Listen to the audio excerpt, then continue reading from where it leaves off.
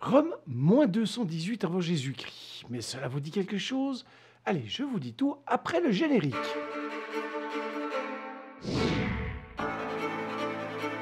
Hannibal Barca, général de Carthage, a un plan, un grand plan, un plan qui ferait trembler l'Empire romain. Mais avant, il va traverser les Alpes avec des éléphants. Oui, oui, vous avez bien entendu, des éléphants. Depuis des années, Carthage et Rome sont en pleine rivalité. Après avoir perdu la première guerre punique, Carthage a dû céder la Sicile, puis payer un max d'or. Humiliation totale.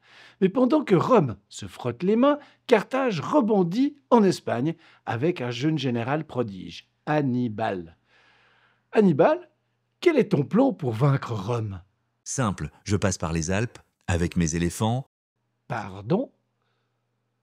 Comment ça? Par les Alpes? Alors, pourquoi des éléphants? Parce qu'à l'époque, c'est l'équivalent des chars d'assaut. Un éléphant de guerre, c'est géant. Ça fait peur, ça écrase tout. Et quand vous en avez 37 qui déboulent dans une plaine, les Romains peuvent vite se faire dessus. Ah bah ça, c'est clair. Mais le vrai problème, c'est le chemin. Pas si simple. 90 000 hommes, 12 000 cavaliers, 37 éléphants et une logistique totalement absente.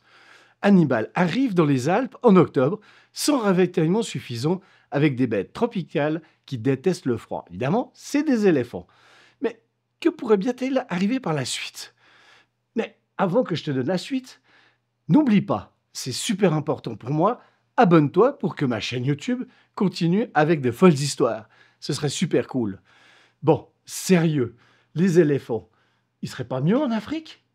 Spoiler, ça se passe mal, les montagnes sont hautes, les chemins étroits, les tempêtes fréquentes, les éléphants peinent à grimper, glissent et se blessent. Les soldats meurent eux aussi de froid, de faim et eux, ils chutent aussi. Les tribus gauloises les attaquent en chemin par la même occasion. C'est une traversée de plus de 15 jours au ralenti dans la neige avec des éléphants qui tombent dans les ravins littéralement. Bilan à l'arrivée, seulement 26 000 soldats restent. 6 à 12 éléphants survivent selon les sources. Et en général épuisés, mais déterminés. Et pourtant, Hannibal arrive en Italie. Et là, miracle, personne ne s'y attendait. Les Romains sont en panique et Hannibal enchaîne les victoires, notamment à la bataille de Trébie, puis à Cannes, l'autre Cannes évidemment. Mais malgré tout, ils n'assiègent jamais Rome. Ils attendent des renforts qui n'arriveront jamais.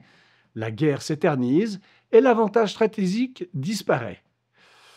Après 16 ans de campagne en Italie, Hannibal est rappelé à Carthage et battu par Scipion à la bataille de Zema en moins 202. Et les éléphants dans tout ça, tous morts depuis longtemps, tués, gelés, affamés ou simplement laissés derrière.